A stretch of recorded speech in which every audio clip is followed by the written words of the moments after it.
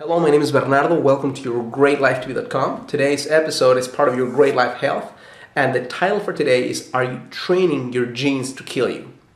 I had the fortune of watching this amazing short presentation by a doctor called Stephen Gondry, who is an eminence in the area of heart surgery.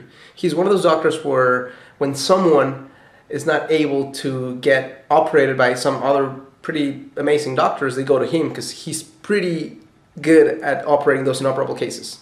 So long story short, he once got a patient who had not been able to be operated by anyone, and not even by himself, because he saw the angiogram, and the angiogram told him that there's no way he can do a bypass, he couldn't put a stent. The arteries to his heart were completely blocked.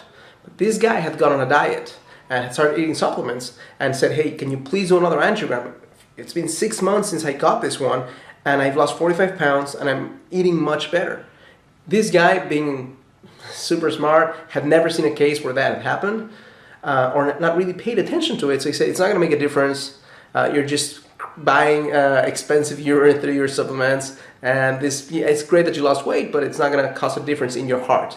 So he does another angiogram. He checks out that 50% of the blockages to his heart have been cleared out. So he became so interested that he started getting some supplements, but also developed his diet, went on it, lost a bunch of weight, and went back to his thesis from when he was a graduate student at Yale about evolutionary biology. And he and other doctors are developing something called epigenoma, which is the study of how genes affect and communicate themselves to your body. And the interesting thing about the studies that he and other doctors have put together is that it's not that you have bad genes, it's not that your genes tell your body to get cancer or to get hypertension, is that the information that is passed on through your genes is based off the fuel, meaning the food that you feed your body. So when you feed your body crap, these genes actually have a function of destroying you, because they don't want, in order for genes to continue evolving, they don't want this host that eats crap, that is not going to be able to reproduce well, and that is going to be sick, to continue living. So they do what they can to get rid of you through a disease, which is pretty interesting.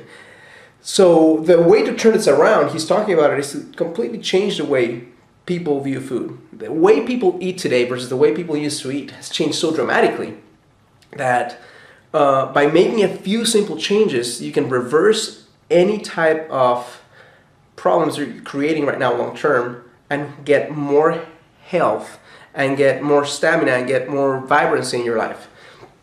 A few other things that he recommends is, for example, eliminate whites. So whites, you're talking about white food, white bread, pasta, rice, milk, soy milk, anything that's white, eliminate from your diet.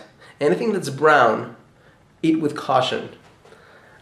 He says if it's brown, slow down. So if you have brown rice, if you have bread, eat some of that, but eat it in moderation.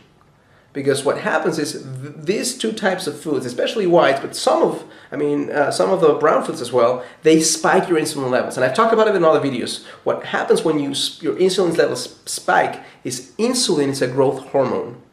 So the growth hormone means it's acting like, he calls it miracle growth.